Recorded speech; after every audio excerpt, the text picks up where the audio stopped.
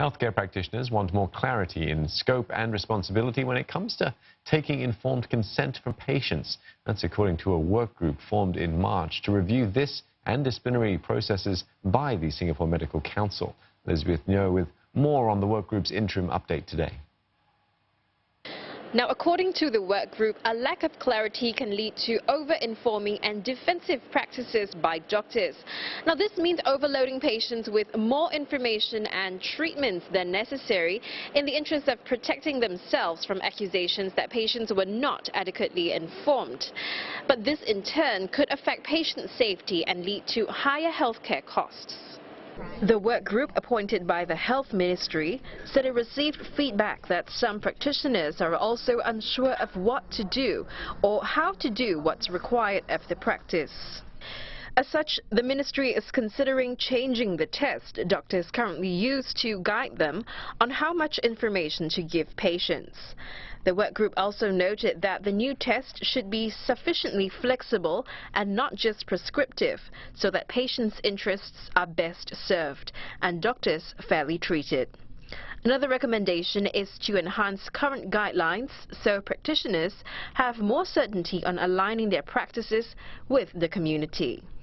Earlier in May, the Singapore Medical Council appealed for a lenient sentence on orthopedic surgeon Dr. Lim Lian An after a disciplinary tribunal fined him the maximum 100,000 Singapore dollars for failing to inform a patient about the side effects of a steroid injection.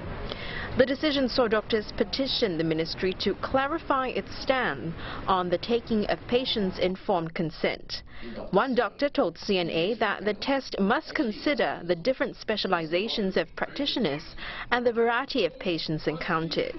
And because of that, there's a lot of uncertainty at the moment about what kind of standards that we're expected to adhere to. Having a uniform idea of what is expected baseline will help us in terms of meeting patients' expectations, and at least patients will also have an understanding of what the procedure or the medication or treatment entails. The work group has held consultations and town halls with private hospitals, healthcare clusters and professional bodies, and is expected to complete its review by the end of this year. This statement comes on the same day as an interim update by a work group appointed by the Health Ministry to look into the SMC's disciplinary processes towards practitioners. Now, the work group revealed its recommendations today at a meeting at Mount Elizabeth Novena Hospital. Among the recommendations is calling for stricter timelines for each stage of the proceedings to prevent delays. Proceedings should be complete within 12 to 18 months from the time a complaint is made. It also recommended having a permanent team of retired doctors to judge disciplinary cases to ensure judgments are consistent. This panel would also only accept complaints if mediation has been considered. This is to filter out cases which may be frivolous. Senior Minister of State for Health, Edwin Tong, says that clear and refined processes will help affected parties achieve quicker and better outcomes. At the same time, I think the steps that they take has to be careful, calculated, and the measures they propose calibrated to deal with the problem and to also ensure that ultimately, whatever we do, that patient safety remains paramount, that that's not compromised at all, while ensuring that the process that doctors face has fairness and equity.